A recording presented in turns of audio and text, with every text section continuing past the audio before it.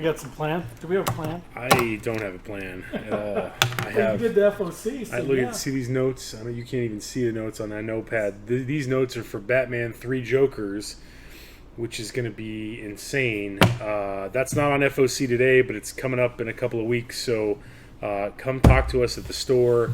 Look out for a post. We got to get a post up because it is. It's kind of a madhouse. DC is doing something totally different with 3 Jokers. It's a 3-issue miniseries. They're prestige format. It's black label. They're $7. So it's going to be very similar to Last Night on Earth from Snyder and Capullo. But this is Jeff Johns and Jason Fabok.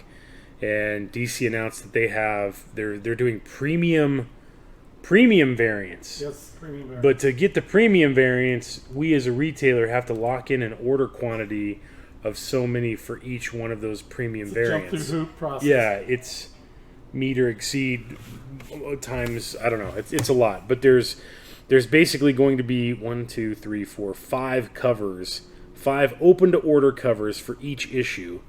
1, 2, 3, 4, 5. That would be 15. Why have I been telling everybody it's 12? I don't know. Crap. That's all right. You haven't started yet, have we? No. So. On the fly. We'll get it all locked down in the next week or so. We'll get a post up about it.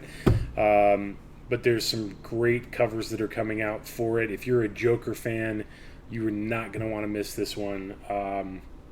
We'll talk more about that later, though. But just wanted to put the bug in your ear to come in and start talking to us about it, and we can go over everything with you, and then you'll see a post. We want to try to get in front of it because it's not on FOC until July 20th. It's in stores August 25th. But because of the quantity that we have to order to get the premium covers, we want to get it out there ahead of time. So just bear with us. We'll get there. Okay. So everything we're going to talk about today is going to be on Final Order Cutoff this Monday, July 6th. For those of you who haven't joined us on this show before, FOC is our last chance as a retail store to adjust numbers on books before they actually ship out to us. So it's very critical that you tell us what you want to order by Monday so that we make sure that we have enough copies of the books for you. That way you don't come in. If you're not a weekly customer, if you come in once a month and you're like, hey, I wanted to check out that one thing, it might be gone because some of the things that we're putting on the rack are very, very minimal. So that's why it's so important to have you guys pay attention to this material and let us know what you want to order before Monday. And last week, it worked pretty well last week. Right. We changed our cutoff time to 11 o'clock a.m., which is what time I get here at the store on Monday. For the Final Order cutoff. Right. It's an all-day process. It is an all-day process because DC decided to remove themselves from distribution through Diamond and is now doing stuff. We're ordering DC through Lunar. I have to basically put together 2 FOCs. One of those FOCs for DC, I don't have any information in Comic Suite, which is the program that we use to manage your subscriptions. So I've had to kind of build an Excel file for all of the DC titles that are coming out and all of the people that are subscribed to those books and whether they're subscribed to the main cover or the variant cover. And then when you send your I just want to pull this request in, that's got to go in a separate place on that form because I can't just special order it for you like we used to do from the quantity that we had on order through Diamond. I have to now create an entry for you on that tab for that title on the spreadsheet so that I make sure that I have a copy ordered for you. So it is a nightmare logistically. I don't know. I'm sure that the way that I'm doing it is not ideal, but that's what I could manage to put together in the couple of weeks that they gave us as a heads up. So that's why it's critical that you guys get your requests in to us as soon as you possibly can. We do this show, it's, 10:07 on Friday. You've got all day today, you've got all day Saturday, all day Sunday, and then up until 11 o'clock on Monday morning to go over this stuff and get us your orders. That way we can get you the comics you want to read. Right. So that's why we do this. We do it for you. It's all for the people, and we'll get into it now. So everything that we're talking about is on FOC this Monday, July 6th. Get your orders into us before 11 a.m. Most of these books are in stores July 29th. If you would like to subscribe to any of these titles, if they are a series, so that you receive them monthly in your hold slot, please comment sub with the title. If you would just like to pull a copy or multiple copies of any of these titles, please comment pull, include the title, the cover that you would like, and the quantity that you would like to order. That way I can come in on Monday and I can start filtering all these requests in and putting them in the proper places so that you get the books that you want. Okay? From Dark Horse this week, Dark Horse has got a lot of trades. God bless Dark Horse. They've just been hammered since Marvel. I don't know. If you guys saw the announcement on, I think it was yesterday, 20th Century Fox has taken the rights to Aliens and Predator and given it from Dark Horse to Marvel, since Marvel now, or Disney owns 20th Century Fox. So Dark Horse has been hit pretty hard. They lost Conan, they lost Star Wars, now they lost Aliens and Predator, which were all three huge franchises that they had that built up from nothing. But from Dark Horse this week and in stores on July 22nd, we have Critical Role Volume 2, Vox Machina Origins. So this collects the Vox Machina Origins series that has been coming out in single issue format. Number 6 came out, I think it was last week, to wrap the series up. The first volume of this was released as a web comic and then collected as a trade paperback, and we still have that on the shelf. So if you were a fan of the Critical Role podcast, vlog, I don't know what you call it. It's a YouTube channel and a video thing. It is huge. Let us know. If you missed out on the single issues, we probably have enough to catch you up on the whole run. If you would rather just read it in trade paperback, this is that trade paperback. $19.99, collecting all 6 issues from the current ongoing series that just wrapped up. Written by Jody Houser and Olivia Sampson, with colorist Masasic. All right, and but it's yeah, it's a good book. It's they've done very well. That's a book that's brought more new readers into the store. Maybe Umbrella Academy as a second, but it's good stuff. So check it out. Next from Dark Horse this week, we have Cycle of the Red Moon, Harvest of Samhain, Volume 1. All the Dark Horse stuff that we're going to go over are just graphic novels, but this one in particular sounds fantastic. It was a Spanish best-selling young adult fantasy graphic novel that Dark Horse has translated into English and is releasing for the first time into the U.S. market right now. 12 teenagers from around the world fall under a spell of a demigod and journey to a mystical realm of devastation and cruelty, where they must survive until the Red Moon returns. Despite the danger, these kids do not intend to surrender. They have magic on their side, and the time has come to take initiative. But an evil older than the kingdom itself awakens among the ruins, and the Red Moon approaches. Essential for lovers of young adult fantasy, from Spain's best-selling fantasy writer Jose Antonio Cotrina, now available in English, $14.99, first time in print here in the U.S. in English. Cycle of the Red Moon. Sounds good. Harvest of Samhain. Sounds good. And finally from Dark Horse, we get a new original graphic novel in the Stranger Things universe. Yes, all of you Stranger Things fans, pay attention. This is The Bully. It's written by Greg Pak with art by Valeria Favascia. The bullies of Stranger Things try to uncover the mystery of Eleven's psychic powers in this scary all-ages graphic novel. Troy has been having nightmares about 11 ever since she embarrassed him in front of the school and broke his arm in Season 1. Feeling powerless and anxious, Troy is determined to prove that what happened between him and 11 is only some form of trickery. That is, until he and James encountered Demo Dogs. Demo Dog. Oh, okay. Perfect for young readers, takes place during Season 2 of Stranger Things. Seasoned comic writer Greg Pak explores what drives Stranger Things' bullies. Original graphic novel, $12.99. If you guys got the Zombie Boys trade, it's going to be that same kind of smaller format. but $13, and you can find out, kids. Stranger Things, The Bully. Okay? From DC this week, we've got Batman Superman number 10 in stores on July 29th. Devastation in Gotham City following the events of a massive explosion in Midtown. Batman and Superman pick up the pieces to learn who rigged the atomic skull like a bomb, and will they do it again? All will be revealed as the horrific plan of the Ultra-Humanite rains terror down on the lives of the Dark Knight and the Man of Steel. Main cover on my side is by Clayton Henry.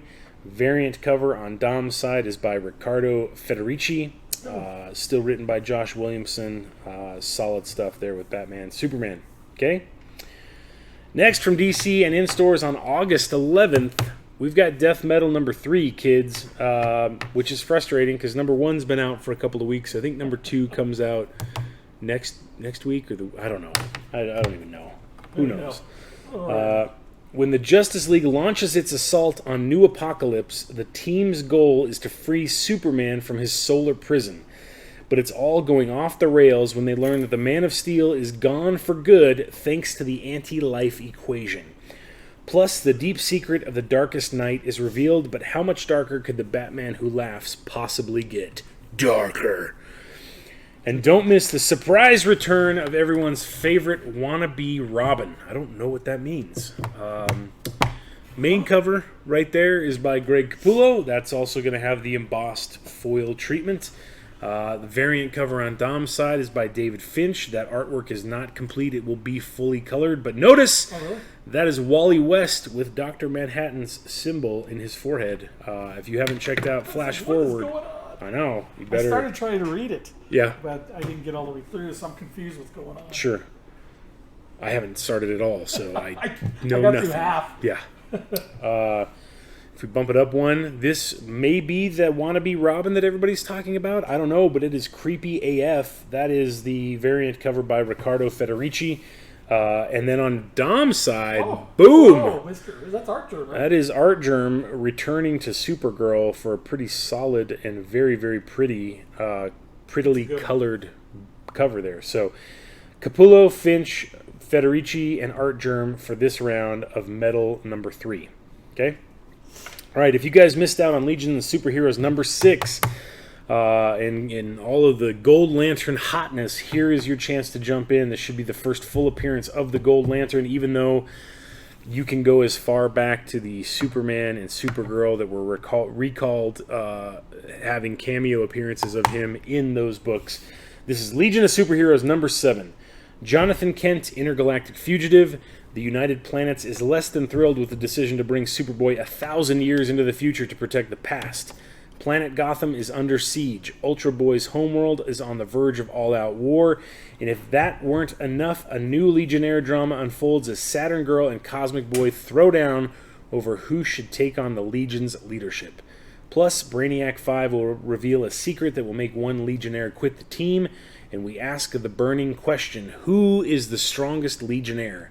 Find out in the only book telling you the future of the DC Universe every single month. Main cover on my side is by Ryan Sook. Variant cover on Dom's side is by Alex Garner. So if you missed out on the Gold Lantern hype, jump on issue 7 and make sure that you subscribe to Legion of Superheroes. I had to feature this next book because of the variant cover, because we've got a variant cover on Wonder Woman 759 by none other than Mr. Jim Lee. This is a brand new creative team that is on Wonder Woman. Mariko Tamaki and Mikkel Janin are writing and drawing this thing as Diana starts to pick up the pieces of her life following her battle with the Four Horsewomen and her run-in with the Phantom Stranger. Man's world has become more complicated to navigate than ever before. It seems everyone has a take on who Wonder Woman should be, some who look on her heroics with admiration and some who lie in wait to seek revenge. A familiar threat is watching Diana's every move, and now is the perfect time to strike. Main cover, Danny Mickey. Variant cover on Dom's side is by Jim Lee. Some no-talent nobody. Some guy that just doesn't know what he's doing. No, right? No clue. No clue what he's doing with that to the cover. Party. Shh, always. All right, from Image this week, we've got 2 new number 1s. One of them is just a one-shot, and that is Hedra number 1. In a glorious exploration of the comics medium with echoes of 2001, A Space Odyssey, Flash Gordon, Chris Ware, and Mobius, a lone astronaut leaves a world ravaged by nuclear war in search of life. What she finds is beyond all explanation. That's very open-ended. It is written and drawn by Chris Lonergan. It is $5.99 for this one-shot. That is Hedra #1 from Image Comics. It's just a one-shot. So It leaves you, just baits you enough. it really does. And the artwork that's on the cover doesn't tell you much. No, it doesn't. It's just like, what the hell is this, man? I love 2001. Sure. But then I'm like, what a weird... With Flash in 2001, I just don't know what that means. I don't either. Flash Gordon in 2001. Yeah, I don't and Mobius. I don't know. I don't know what that's going to... It sounds good, though. It makes you curious. Check it out. $6 for a one-shot. If you like science fiction stuff, that might be... I mean, you can do worse with $6. That's true. This next one is not about space travel at all. It is about soldiers. This is Lost Soldiers #1 of 5. It's telling a story of a group of soldiers, one from their time in Vietnam in 1969 and another from their time in Juarez 40 years later. 3 men tied by the war they left behind on a collision course with a new one. Written by Ailes Cott with art by Luca Casalanguida? Sure. Casalanguida, maybe. Casalanguida. Again, not a whole lot of information. I dig the cover art. I had a chance to look through a couple of the preview pages. It sounds really interesting, connecting these, kind of soldiers of fortune from time in Vietnam and to now in Juarez 40 years later. So, Lost Soldiers, #1 of 5. Finally, from Image comes the 25th anniversary of Witchblade with Image's own facsimile edition of Witchblade #1. Celebrate the 25th anniversary of Witchblade with this deluxe commemorative edition of the first issue that launched a universe. Return to the classic issue with writers David Wall and Christina Z and legendary artist Michael Turner as they introduce Sarah Pizzini, Kenneth Irons, Ian Nottingham, and of course the mystical gauntlet itself to the world. This limited edition will only be printed once, and a set limited quantity will be available based on orders, so don't miss out. That means that if you don't tell us, you're probably not going to get one. What is the portfolio that Michael Turner left behind to come get all these images? Well, this was the main cover. So he did all the interior. This is just it's a facsimile edition of Witchblade #1. Okay, that makes sense. So he did that cover. Why did he keep pumping out this stuff from him? He did the cover. He did all the interiors. It's just kind of a reprint to celebrate the 25th anniversary of the character. So he's like the Tupac of the freaking comic. Right? He keeps working, and he did. From Marvel this week, we've got Amazing Spider-Man #45. This is the start of the Sins Rising story arc. If you remember from last week, we had the Sins Rising one-shot, or Sins Rising Prelude one-shot, whatever. This is the actual start of the story arc in the main title of issue 45 and on, and it's a great jumping-on point for new readers. Sin Eater is back and New York City is in trouble. Who will the shotgun-toting villain target, and can Spider-Man stand a chance against him? They didn't tell me who the main cover was by. I have no idea, but it's a good main cover. A good main cover, yeah. The variant cover is by Mark Bagley. It's all right. It's not his greatest, but there you go. If you're looking at a place to jump on for Amazing Spider-Man, this is it. ASM #45.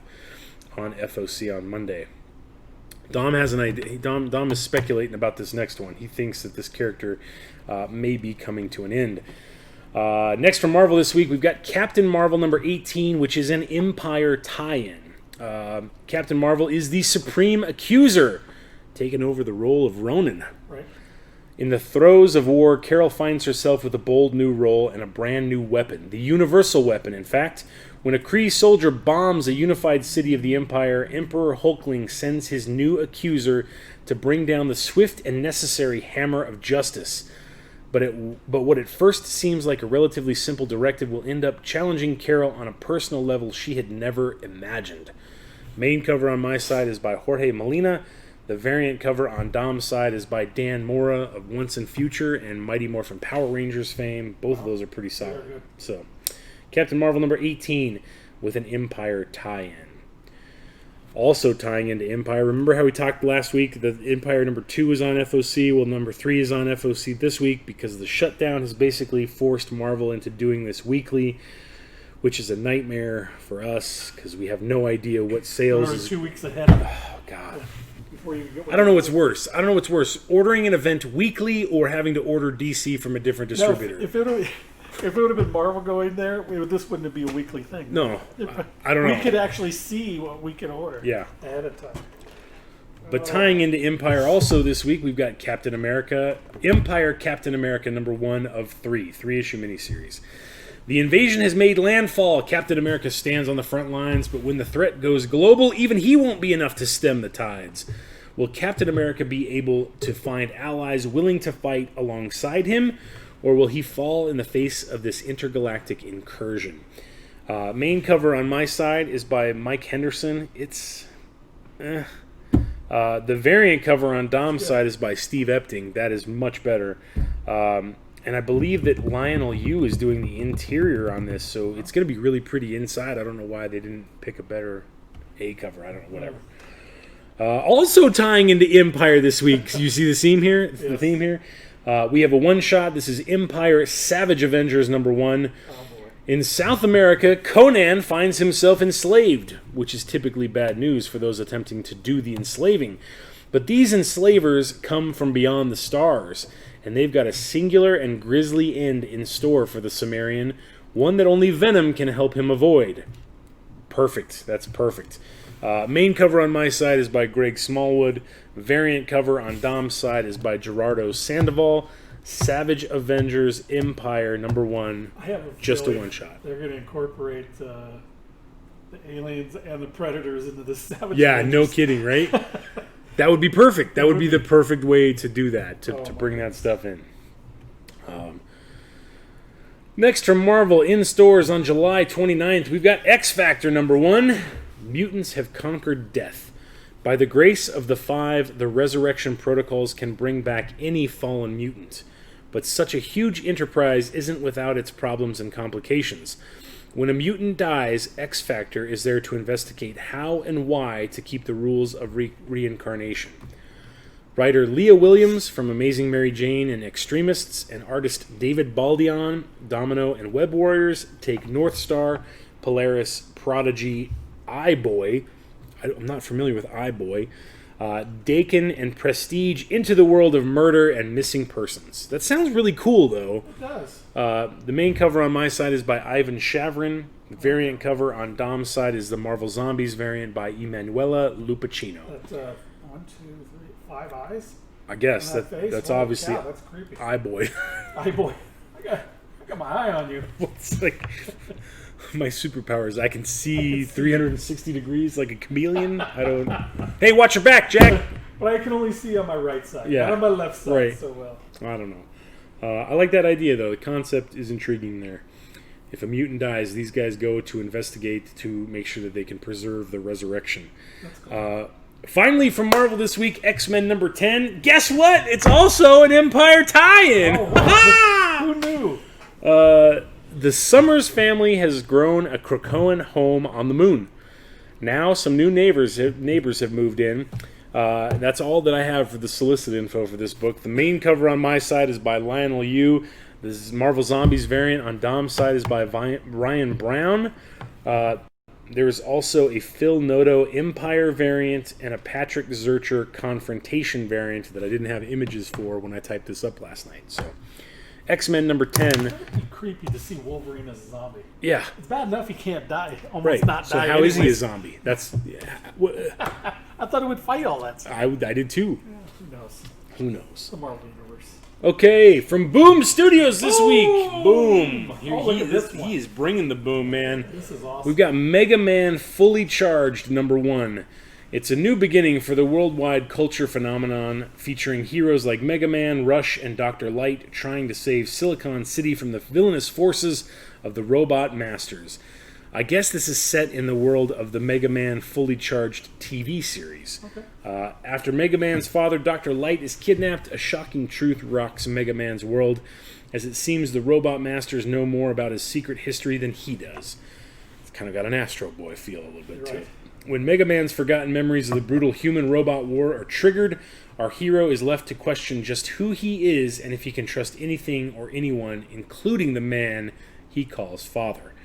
Don't miss a perfect jumping on point for longtime fans and new readers as A.J. Marchicello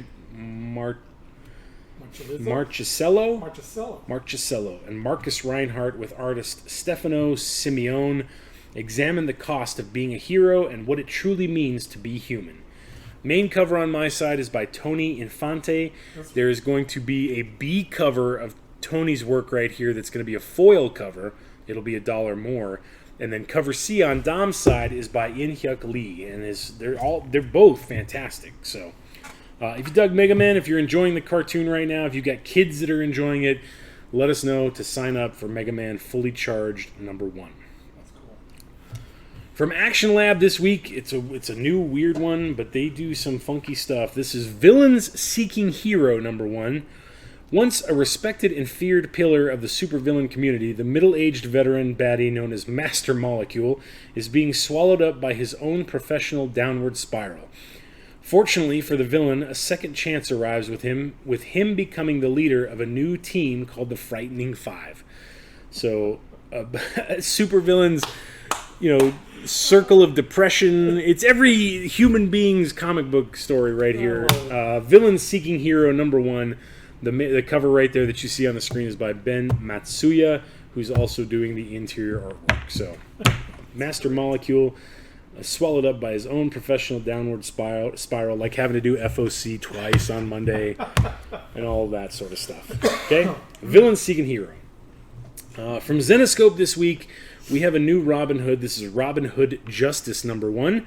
Robin, still an outlaw vigilante and being hunted by all forms of law enforcement, now knows who is responsible for systematically picking apart her life. Still unable to show her face in public or rely on her closest friends, she must find a way to set things right and clear her name once and for all. With her world constantly crashing down around her and new threats popping up, will Robin have what it takes to keep going and survive this new set of problems and punish those who did this to her? Cover A on my side is by Igor Vitorino. Cover B on Dom's side is by Harvey Tolabau. Cover C on my side is by Josh Burns. And then that one, cover D, oh my, Leonardo Colapietro. I gotta say, all four of those artists, except for the Burns guy, have very exotic sounding names. Yes. Igor Vitorino, Harvey Tolabau, and Leonardo Colapietro. It's very... This one's fantastic. Dom likes the red one. It is good. I like it a lot. That's the Zenoscope I remember. Gotcha. That type of stuff. That's good. Okay, from Devil's Due this week, we've got a new one called Arc World, launching an all-new archaeopunk genre. I don't know what that means. When a discovery turns our understanding of history upside down, we meet a couple who abruptly find themselves swept up in a deep state conspiracy that threatens their world. Only the year is 11,000 BCE. I don't know what that means. And their advanced world was nothing like we have been told, nor does our couple know the role they will play in the survival of society's knowledge in the years to come. That sounds very deep. Yeah. The main cover on my side is by Daniel Leister. Cover B on Dom's side is by Christopher Harris. Cover C down here on my side is by Jen Brumal. And cover D on Dom's side is by Larry Watts. So Arc World #1 from the folks at Devil's Due. Okay, that wraps up the new #1s that we're talking about. This brings us to our segment called Who Does #2 Work For? It's you. Who does #2 work for? Who does #2 work for? That's right, buddy. You show that turd who's boss. You show that turd who's boss. I'm that turd. You show me who's boss. Okay? I want to say this is the third time this book has been on FOC. Yes, it's like almost every week we do this. It's on again. It's because they keep, the release dates have been pushing back. Thankfully, IDW had the wherewithal to push this back so that we can have some sales data for issue number 1 that's been out, I think, for 2 weeks now. So, Sleeping Beauties number 2 of 10 is finally on FOC again for the last time.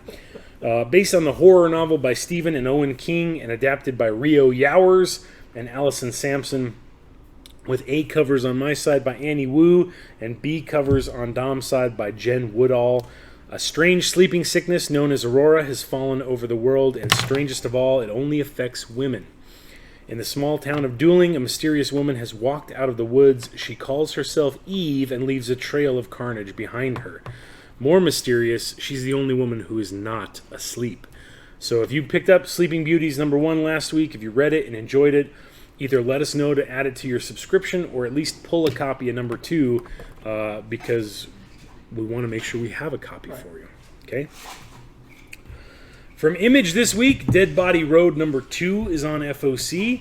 Number 1, I think, came out last week. This was the Justin Jordan and Benjamin Tiesma sequel to the old Dead Body Road.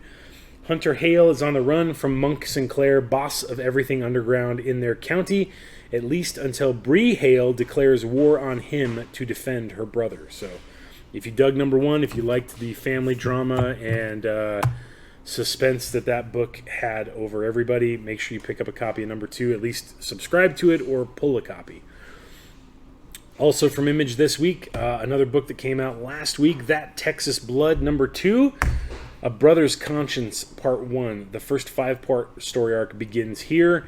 LA-based writer Randy Terrell returns to his abandoned home of Ambrose County, Texas, after the sudden and mysterious death of his brother Travis. It was pretty weird how that guy died. Main cover is by Jacob Phillips, who is the artist on the series. The variant cover is by Duncan Fagretto, and it is pretty solid as well. That Texas Blood number 2, if you picked up number 1, let us know if you liked it, if you would like to pull a copy of 2, or if you'd like to add it to your subscription. For Marvel this week, in the long, long ago, Cable number 1 came out back before the closure. Here is finally number 2. When a mutant babies are going missing, Cable takes it personally, almost as personally as his love life. It's not easy dating 5 girls, even if they are clones. Main cover on my side is by Phil Noto. It is. Oh my god, that's good and bad. It is, yeah. Variant cover is the Zombies variant on Dom's side by David Yarden. So, again, if you picked up Cable in the long, long ago and you enjoyed it, let us know if you'd like to either add it to your subscription or at least pull a copy of number 2. Same thing with this next one. Spider-Man Noir, number 2 of 5. That came out a long time ago. It did. Oh my word. I was wondering about that one. Dateline 1933. After months of fruitless efforts, the Nazis have discovered an ancient evil in one of their dig sites on the other side of the world. After a friend of a friend is murdered, scrappy young reporter and rookie gumshoe Peter Parker finds himself torn from his burrow and thrust into the action. Unsure of who he can trust, our hero quickly finds himself on a globe-trotting adventure a la Indiana Jones, encountering friends and foe alike, some of whom may even bear a passing resemblance to familiar faces from the Marvel Universe. That's cool. So, that is really cool. Spider-Man Noir, number 2 of 5. Okay, from Vault this week, man, Diamond couldn't have screwed up the release of this book any worse than it possibly did. So Bleed Them Dry, number 1, came out last week. However, Bleed Them Dry number 1 covers B and C showed up this week. So we now have all 3 covers of Bleed Them Dry number 1 in stock. We urge you to check it out. It is a very cool kind of techno-punk vampire story a la Blade and also Blade Runner. It's a nice little hybrid of those two. Number 2 is on FOC on Monday. The streets are in a panic. Every cop in Asylum is on high alert, and Detective Harper Holloway is sick. If her condition gets any worse, she'll die her first death and become a vampire convert. Wow. Now it's up to the mysterious ninja vampire to keep the infection from spreading with basic supplies in a seedy motel. He knows he has to be careful. The entire city's thoughts and prayers are with the detective Atticus Black, who clings to life, undergoing experimental surgery after being nearly cut in half. Main cover on my side is by Dyke Ruan, who is doing the interiors. The variant cover on Dom's side is by Adam Gorham. Bleed Them Dry, number 2. A vampire tale. A ninja vampire tale. Ninja vampire. Okay, from Dynamite this week, we've got Sacred 6, number 2. The second part of the numerology story arc. The enigmatic Dark Council, known as the Six, seeks to radicalize the peaceful vampires of Ashthorn, while adversaries become unlikely allies as the crisis of missing human children threatens both human and supernatural residents alike. Lilith of Draculon presses forward with her own mysterious agenda, recruiting the half-vampire Chastity and the all-new Draculina to help her achieve it. Meanwhile, Nyx, daughter of the mad gods Chaos, haunts Lilith for revenge, while Pantha forges an uneasy truce with the city of Sacred's guardian. I can't even read this anymore. As time runs out to find the missing boys. There's a lot to unpack in that description. But City of Sacred's guardian? Yeah. Okay, whatever. I don't know. This seems like too much going on. There's 6 people: Vampirella, Draculina, Pantha, Nyx, and Chastity, and Lilith, who are all, vampire people that are I don't know. It's confusing. But the cool thing about this is that the interior art is done by the very creamy Mr. J. Lee. Mr. J. It's written by Christopher Priest. Interior and main cover by J. Lee. B cover on Dom's side is by Lucio Perillo. Oh, wow. C cover, with the Panther on the cover, is by Alan Qua. It's like Storm on the left. I know, right? Or the right, whatever. Both of them.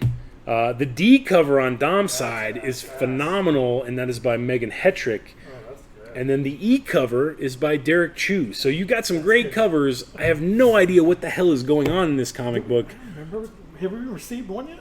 No. Okay. It hasn't come out yet. Okay. I want to say it's probably next week. So, Okay. Sacred 6, number 2. And that wraps the show, folks. That's kind of it for 1s and 2s. What you have next is the entire list of product. It's separated by DC because I have to pull that info from our new distributor. Once you get past all the DC stuff, there you go. There's what you're used to seeing. You've got Boom, you've got everybody else, Dark Horse, DC, Dynamite, IDW, and Image all have stuff right on that screen there. If you're interested in any of those things, all you have to do is copy any one of these item codes. Dom is going to show you how it is done right now. Just copy that sucker, stick it into your internet browser of choice, and the first thing that's going to pop up is the previewsworld.com listing for that particular item. You can see this is White Widow number 6, cover A. You've got the bio up there in the top right corner. You've got the suggested retail price. So you can take all of this information, you can comb through it. You can send us your list before 11 a.m. on Monday, July 6th, and we will get whatever you want ordered for you. So that's it, guys. Be safe this weekend. Have a happy 4th of July. I didn't realize it, but last night, that was our second year doing the stream sale, because our first year, I think we did the first show on the 4th. No kidding. Right before the 4th. Yeah. That's crazy. So be careful. Be safe out there. Have a good weekend. I'm John. I'm done. We'll see you guys. Take care. Bye-bye.